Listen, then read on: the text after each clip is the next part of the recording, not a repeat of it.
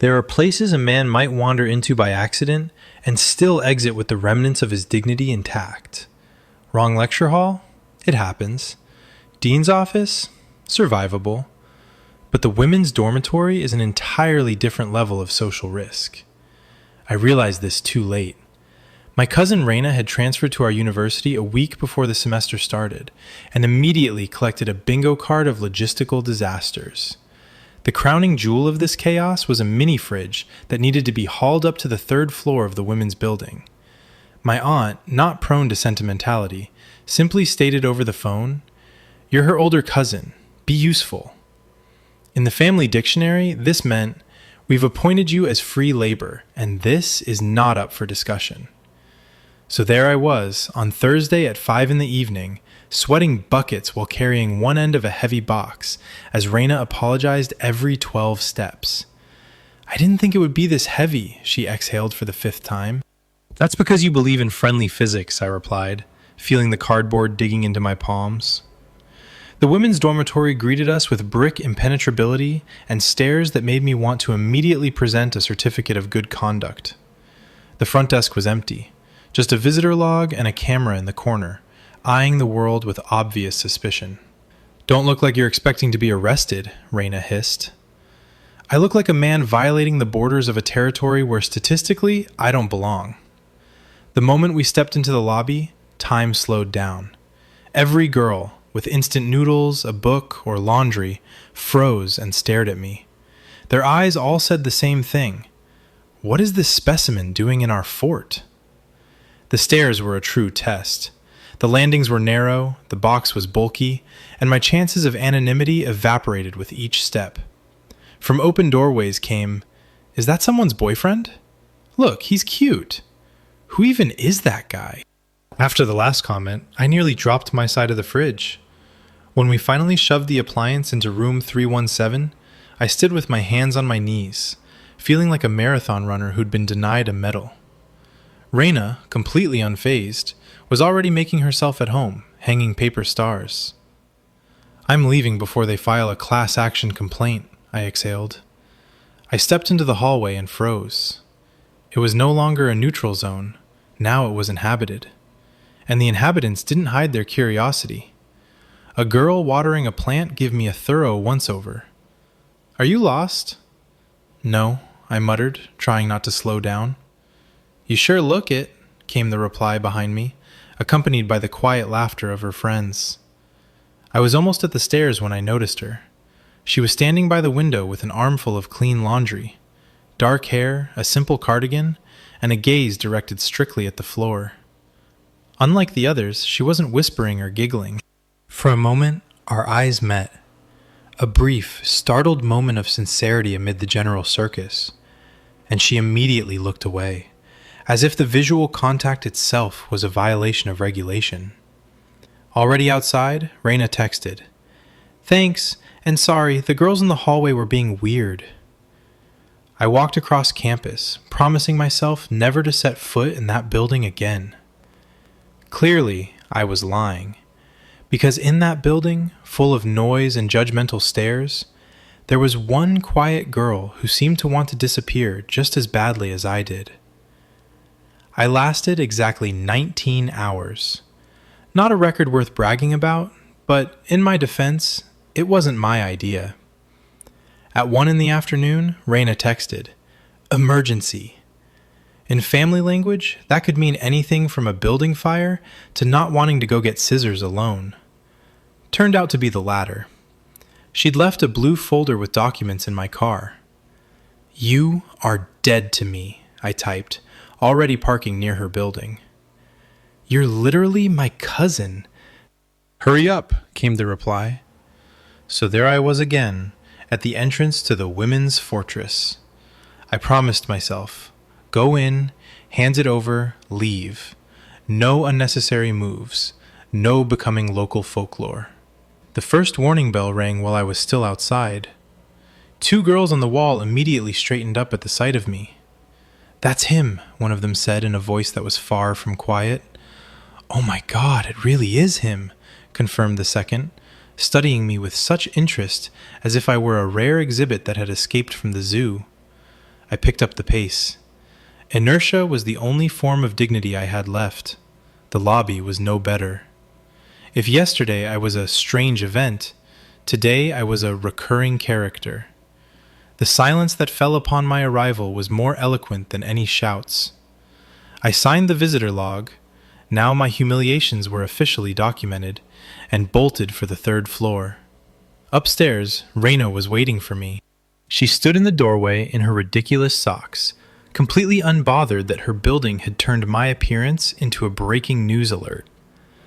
"You need to move," I said, handing over the folder. "Your building has a personality disorder."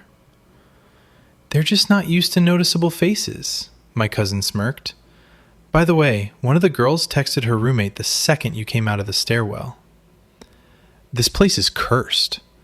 I stepped into her room just to escape the stairs. Raina spread out her papers and looked at me with the cunning smirk of a younger relative who'd found a weak spot. "You liked that quiet girl by the window, didn't you?" I decided not to lie. It was useless. "I just noticed she was the only one who wasn't trying to turn my presence into a circus act." There was a knock on the doorframe. We both turned. She was standing there. Up close, she seemed even more dangerous to my nervous system. Not because she was trying, but because she didn't need to. Dark hair tucked behind her ear, a simple skirt, and a gaze that very much wanted to be somewhere else. "Sora!" Raina beamed. Of course her name was that, a name that sounds like a soft breath. "Brought your mug back." Sora held out an empty container to Raina. Her voice was quiet, almost weightless. She glanced at me for a moment and immediately looked away. "You remember my cousin, right?" Raina was ready to accelerate my death by any means necessary. "Yes," Sora whispered. No giggling, no hallway energy, just a short yes that meant more than all the noise in this building. "Hi," I managed. Genius, Adrian, master of words. Sora nodded and, before leaving, added very quietly, "Sorry about our floor. They talk too much." She disappeared into the hallway, leaving me in a state of emotional paralysis. She'd apologized for the entire building at once, like a polite ambassador from a country I hadn't planned to visit but had already booked a hotel in. "Oh no," Raina beamed. "Don't even start. You're done for." I left before this conversation could turn into a family tribunal. But in the lobby, I was once again escorted by smiles, and the girl with the plant even waved. It turned out I was no longer just Raina's cousin. I was regular news. And the worst part? The only person I wanted to see again was the one who barely looked my way. By the 3rd visit, I stopped lying to myself that I was coming only for Raina. No, officially, the reasons were still ironclad. A forgotten umbrella. A charger. I was in the neighborhood anyway. An aunt who had turned family ties into an instrument of logistical pressure. But somewhere beneath that layer of excuses, one simple and extremely inconvenient truth was growing stronger. I wanted to see Sora. This was tactically unsound. If you've already become a local legend in the women's dormitory, the last thing you need is a genuine interest in one of its inhabitants. That turns your presence from a forced visit into a targeted pilgrimage. On Sunday evening, I came for the umbrella. The moment I stepped into the lobby, I regretted having a face. "Him again," one of the girls by the mailboxes whispered. "Again," confirmed the second with a smile, as if I were a TV character who'd suddenly been renewed for another season. I flew up to the 3rd floor. The hallway was alive with activity. Hair dryers, music, someone painting their nails right on the carpet, creating an obstacle course. The moment I appeared, every head turned my way. In the women's dorm, attention is a collective instinct. "Raina's cousin has arrived," came a voice from somewhere on the left. "Did you really come back for the umbrella, or is this just a bad script?" called a girl from an open doorway. I didn't answer. Engaging in conversation in a hallway like this was like signing a contract to participate in a reality show with no right to compensation. Raina's door was open, but before I could enter, my path was blocked by 3 people. In the center stood Mika, that same enthusiast of battle makeup who seemed to lead the local gossip department. Behind her lurked Sora.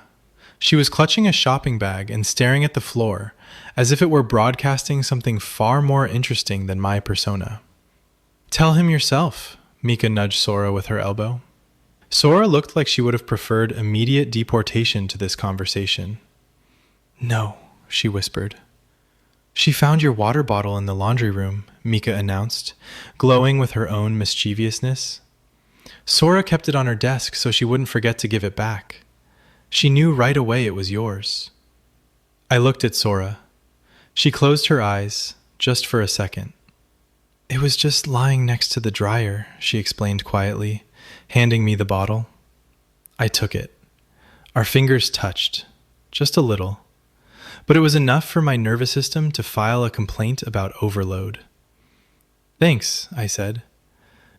"You're welcome," Sora nodded and tried to step back. Mika, pleased with the effect she'd produced, dragged Sora further down the hallway. "Let's go before you faint from eye contact." "We don't do that," came Sora's grumbling. Raina, who had been watching the scene from her doorway, summed it up. "You're both absolutely terrible at this." "At this meaning what?" I grunted. "At being normal people. You hold your breath when she walks by, Adrian. It's measurable." I walked into the room and stared at the bottle in my hand. The problem was obvious. The entire floor looked at me as entertainment, as the guy from the hallway. Everyone looked. And she didn't. She didn't treat me like a curiosity or a topic of discussion. It seemed my presence bewildered her just as much as her building bewildered me. And that was precisely why she was the only person here with whom I could relax. "This is bad," I said out loud. "It's love," Raina replied without looking up from her textbook. "By the way, you missed 2 breaths, just so you know." I said nothing, because that was the only response I could afford. The first time Sora saved me from a pack of future engineers in face masks, that sentence shouldn't exist in nature, but such was the reality of the 3rd floor. I returned on Wednesday. Raina had left her charger in my car after our dinner the night before, and the universe, apparently, had definitively established my route as the main path for courier deliveries and public humiliation. The plan was simple. Go in, hand it over, run away. The plan failed within 4 minutes. The lobby was clean, the stairs empty. But on the 2nd floor, I ran into a floor event.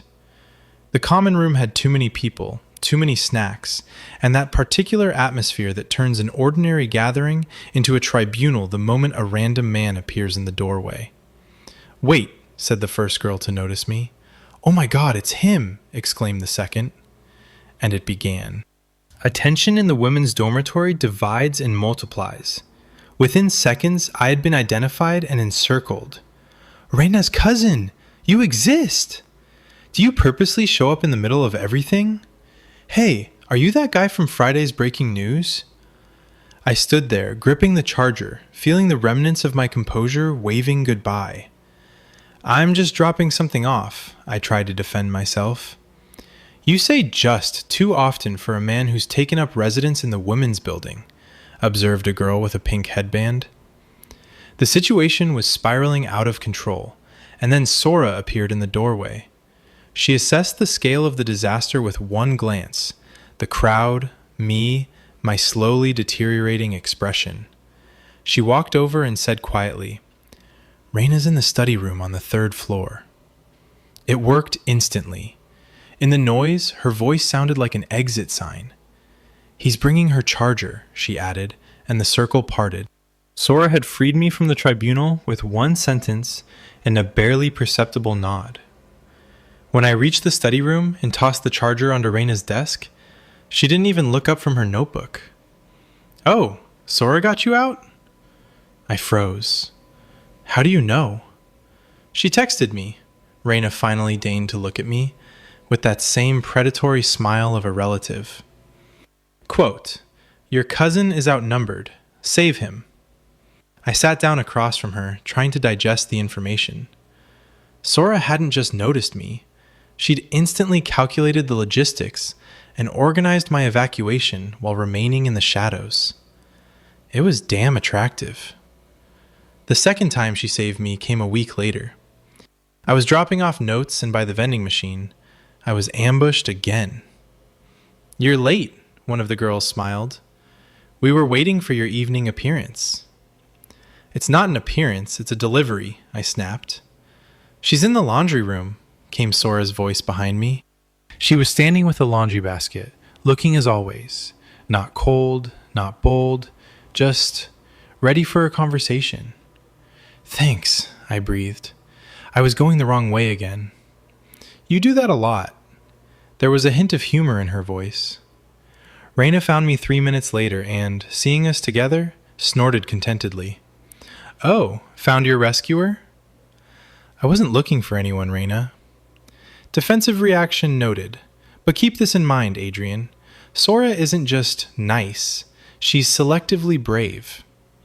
That phrase stuck in my head. Sora didn't flirt, didn't hang around me with the others, and didn't turn my appearance into a show. But every time I actually needed help, she stepped forward, quietly, precisely, as if she'd already decided I was worth saving. And for a man, that realization is a sure sign that he's done for. By the time I started inventing reasons to visit in advance, I already knew I was lying. Not to everyone else. They were perfectly satisfied with any piece of paper in my hands. I was lying to myself. Technically, the reasons were still valid. Raina had forgotten something, needed help with the printer, or my aunt had decided once again that Adrian has nothing better to do anyway. But that was only the official version. The real truth was that by the middle of the second week, I'd started hoping Sora would be there when I came. And by the third week, hope had turned into planning. It was humiliating. I caught myself choosing the route past the side hall with windows because she sometimes read there in the evenings. I came slightly later than usual because I'd once seen her returning from the laundry room at that exact time. On Thursday, around 6, I brought Raina a notebook she'd accidentally left in my backpack. The third floor was unusually quiet. No tribunals, no commentary, just Sora. She was sitting on the floor in the hallway, leaning against the wall, a book in her lap. She looked up, not sharply, but as if she knew someone would appear. "Hi," she said. That single word did more damage to my composure than the entire floor had in a month. "Hi," I replied, my voice coming out an octave warmer than it should have. Sora marked her page with her finger. "Raina's not in her room. She's downstairs in the lounge." "Got it. Thanks." I should have left. Instead, driven by some suicidal instinct for conversation, I asked, "What are you reading?" Sora looked at the book as if it had betrayed her by being on display. She held up the cover, a watercolor illustration and the kind of title that you either cry over alone or mock in large groups. "Is it sad?" I smiled. "Yes," she almost smiled back. "So it's good." I stood there, acutely aware that all my practical visits had led me to this moment of small talk on the floor of the women's dormitory. And then I made the stupidest mistake of my life. "I can come back later," I said, and immediately corrected myself, too quickly and too obviously. I mean, to drop off the notebook. Raina's notebook. Sora looked at me, really looked, then at the notebook, then back at me. And in that moment, I had the unbearable suspicion that she understood everything, that she'd seen my truth outrun my excuse by half a second, and she decided, out of kindness or something else, not to put me on the spot. "She'll be back in about 10 minutes, she said quietly. "Okay." Instead of leaving, I leaned against the wall across from her door. With anyone else, this would have been the height of awkwardness. With Sora, it was just quiet. Good quiet. The kind that doesn't demand a performance. A few minutes later, without looking up from her book, she said, "You don't have to wait standing up. It's uncomfortable." I sat down on the floor. A dignified choice for an adult man, certainly. "Do you always help Raina this much?" she asked a minute later. I hear a hint of judgment in that question. It was just a question. Sora smiled. Quick, fleeting, but enough for me to completely lose my bearings. "You always come," she added very quietly. It was a direct hit. Not heavy, but clean. Yes, I always came. For Raina, officially. For my family, structurally. And for one quiet girl, actually. "She usually sounds like she'll burn the building down if I don't show up," I tried to joke. Sora looked at her book and said in a voice I barely heard, "I don't think that's the only reason now." She wasn't looking at me, and that saved the situation. There was no flirtation in it, just truth, said so softly it was impossible to argue with. I understood. I was no longer coming for the chaos or the news. I was coming for her. And apparently, she no longer believed my legends about forgotten notebooks. For a while, I genuinely convinced myself that Sora was avoiding me. Not rudely, but the way people avoid something that makes them uncomfortable. It seemed logical. She never initiated conversation. Never stayed in the room longer than necessary if the other girls started loudly discussing my presence. From the outside, it looked like polite indifference, but from the inside, it was completely different. My first clue came from Mika. Of course, from her. Every dormitory has a person created by the universe specifically to make the existence of secrets physically impossible. I was standing in the lobby, waiting for Raina, who was supposed to quickly hand something over, which in her language meant a wait of about 10 minutes. Mika was coming down the stairs, saw me, and immediately broke into a cunning smile. "You again," she said. That phrase sounds more and more accusatory, I noted. "Tell me, did you do something to offend Sora?" I blinked. "What?" "She's been acting weird all week." Mika leaned on the railing with the air of an expert on other people's dramas. "She keeps asking if you've come by, found out your major, and even, purely by accident of course, asked Raina if your heart was taken." At that moment, my internal system experienced a critical failure. "That doesn't necessarily mean anything," I said carefully. "It means she's shy, you idiot," Mika rolled her eyes. "She's not ignoring you. She's just trying not to combust from embarrassment under the stares of the entire floor." This changed everything. The moment that thought settled in my head, the entire past rearranged itself in a different light. Her quick glances at the floor, her quiet voice, the fact that she only talked to me when we were alone, and almost never in front of witnesses. It wasn't distance. It was the self-consciousness of a person who had found herself in the center of attention against her will. Raina appeared a couple of minutes later and immediately read my stunned expression. "Mika talks too much?" she guessed. "She said Sora was asking about me." "Well, yeah, she's my friend, of course I knew." Raina looked at me with the patience of someone explaining the weather to a houseplant. "Adrian, understand. For her, having a crush on the main guy of the dorm is social suicide. The whole floor has turned you into a TV show, and she's scared of becoming a part of it." Later that evening, I did end up on the 3rd floor. Raina needed something printed, and I once again served as courier. The hallway was almost empty. Only Sora was standing by the window with a towel in her hands, clearly about to take a shower. Seeing me, she froze. "Hi," I said. "Hi." The pause stretched, but now, armed with Mika's intel, I decided not to back down. "You're not avoiding me, are you?" I asked, stepping a little closer. Sora looked shaken. Not offended, but genuinely caught off guard. "No," she blurted out too quickly, then added, looking at her hands, I'm not good at this when people are watching." That confession was so quiet and honest that all the noise of the dormitory around us seemed to vanish. "I'm sorry," I said softly. "For what?" "For making your floor an even stranger place." She finally looked up and smiled, genuinely. "You didn't make it that way. They already were." In that moment, I understood. She wasn't just shy. She was smart, ironic, and very cautious. And the fact that she let me see that was worth far more than any loud display.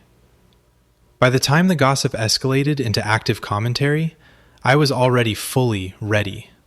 Not officially, of course. I couldn't admit it out loud without looking like a man who had emotionally burned out from hallway glances. But internally, I had surrendered. Because now every crossing mattered. Every whispering corner seemed louder. Every girl on the floor seemed to have gained extrasensory access to the fact that something was happening between us, even before we'd mustered the courage to name it.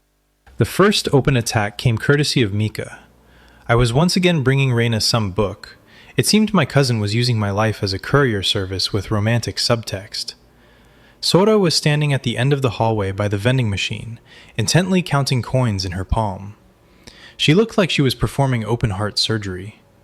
I saw her before she saw me, and that alone made my day better. But then Mika came out of her room. "Oh, how convenient," she sang with the smile of a devil whose skincare routine was impeccable. Sora snapped her head up and immediately realized she'd walked into an ambush. Mika, glowing with delight, pointed at her. "You can ask him yourself. She was complaining that this machine eats her money," she added for my benefit. Sora turned crimson to the tips of her ears. She looked from me to the machine, clearly wondering if dormitory regulations allowed retaliatory violence against roommates. "What are you trying to buy?" I asked, stepping closer. "Tea," she whispered, displaying the coins as if apologizing for their existence. "This machine doesn't like change," Mika interjected. "But maybe it'll show some cooperation if Adrian stares at it intensely enough." I shot Mika a look that wished her mattress would develop its own opinion and a bad temper. Sora made a sound suspiciously like a laugh, but immediately stifled it. I fed a bill into the machine and pressed the button. The machine paused for a second, deciding whether to ruin my life, then dispensed a can with a clunk. I handed it to Sora.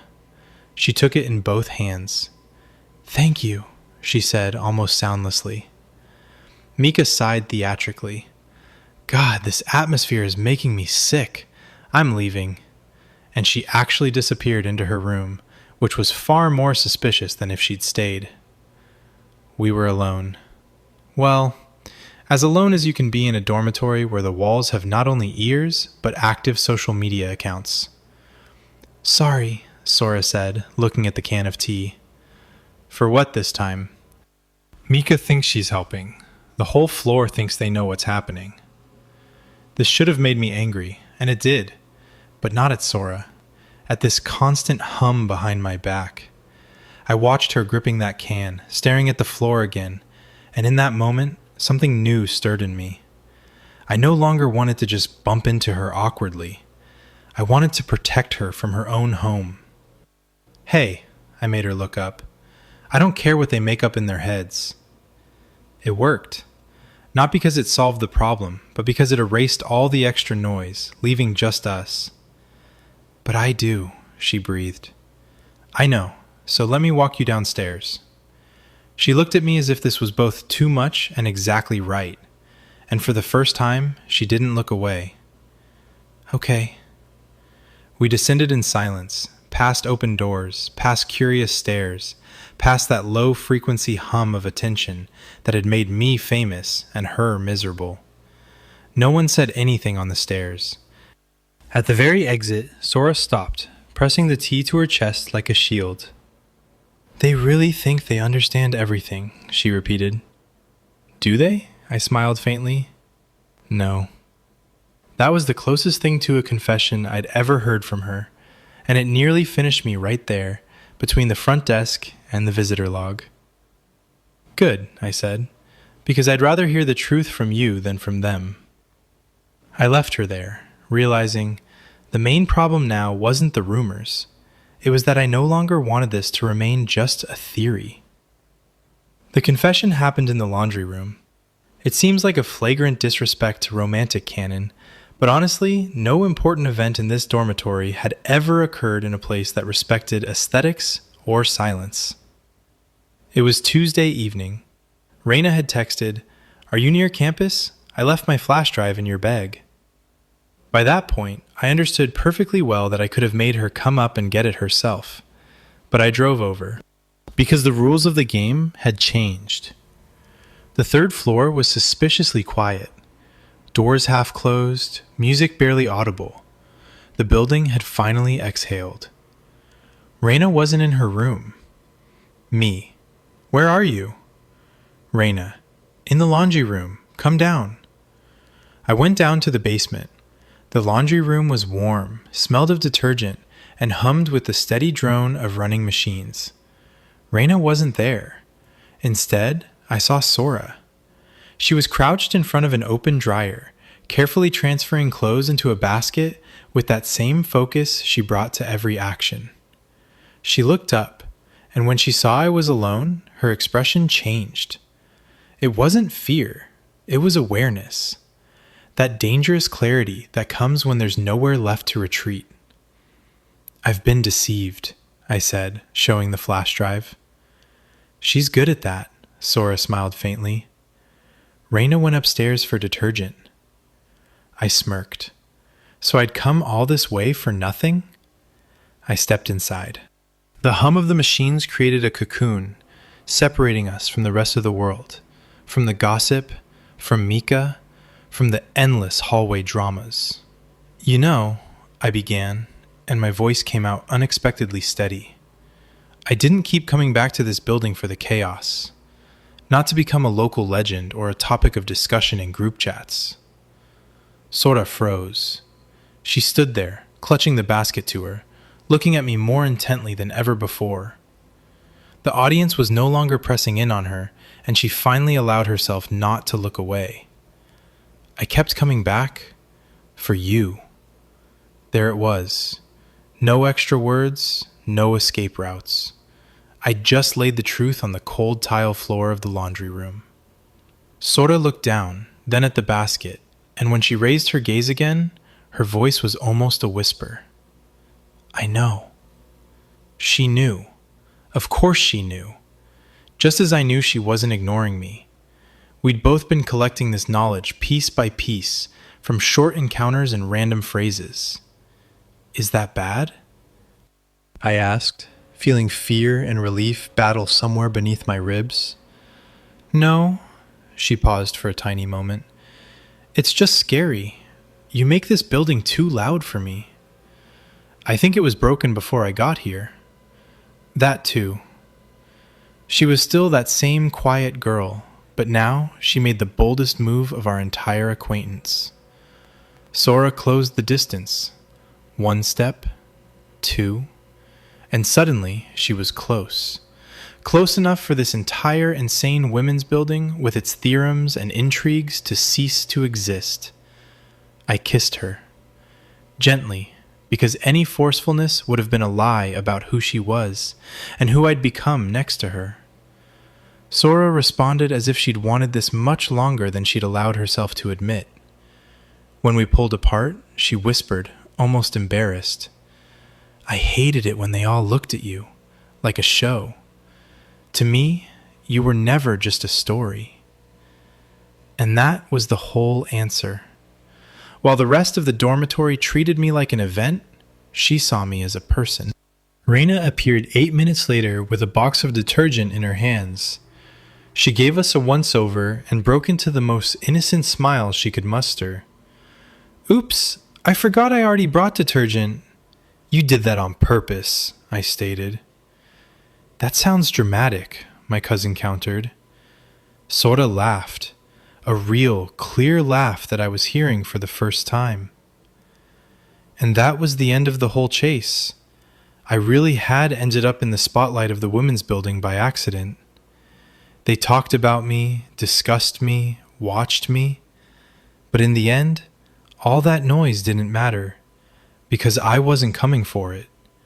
I was coming for the one quiet soul in that loud building, and to my greatest happiness, she had been waiting for me.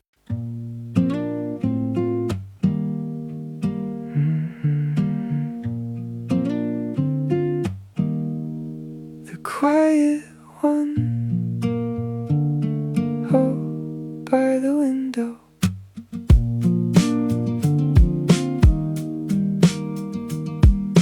Walked into a building that wasn't built for me.